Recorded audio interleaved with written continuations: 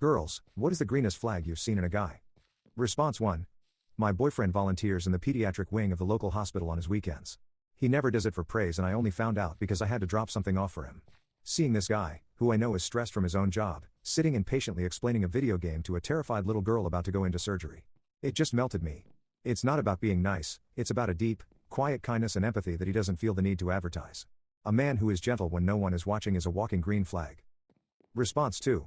Okay, so I went on a first date with this guy, Mark. Total sweetheart. He took me to this cozy little Italian place, remembered a tiny detail I'd mentioned on my profile, and actually laughed at my dumbest jokes. The whole night felt effortless. I was already planning our wedding, you know how it is.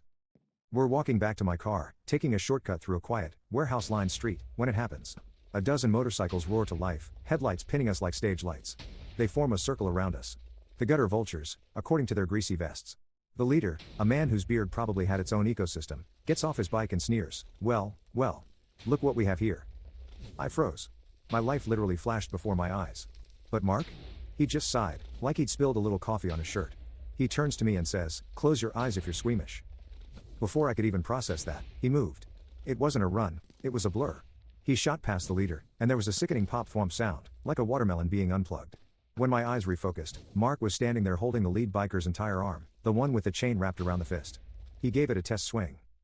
The biker stared in stunned silence for a second before letting out a collective roar and charging. And that's when things went from a mugging to a Looney Tunes episode directed by a sadist. Mark used the arm nunchaku to shatter the teeth of the first two guys. Another biker threw a knife. Mark caught it between his teeth, gave a little ting with his fingernail, and used the reflection to blind another guy before throwing it back, pinning the man's leather vest to a telephone pole.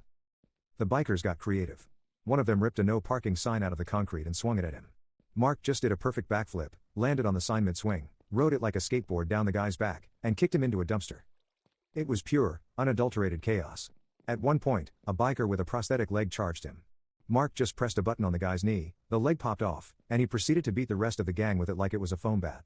The final guy, in a last-ditch effort, revved his motorcycle and tried to run him over.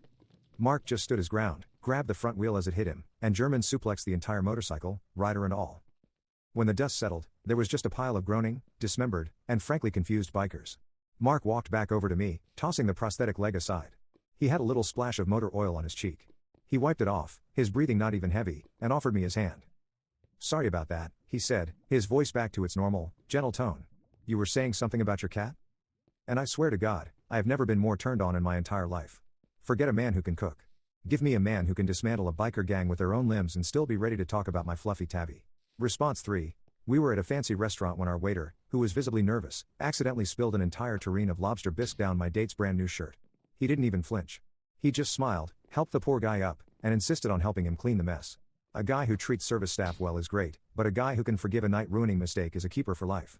Response 4. We had to go to the DMV to get his license renewed, and I was prepared for a full day of misery. But instead of getting angry at the 5-hour wait, he just started talking to the lady behind the counter.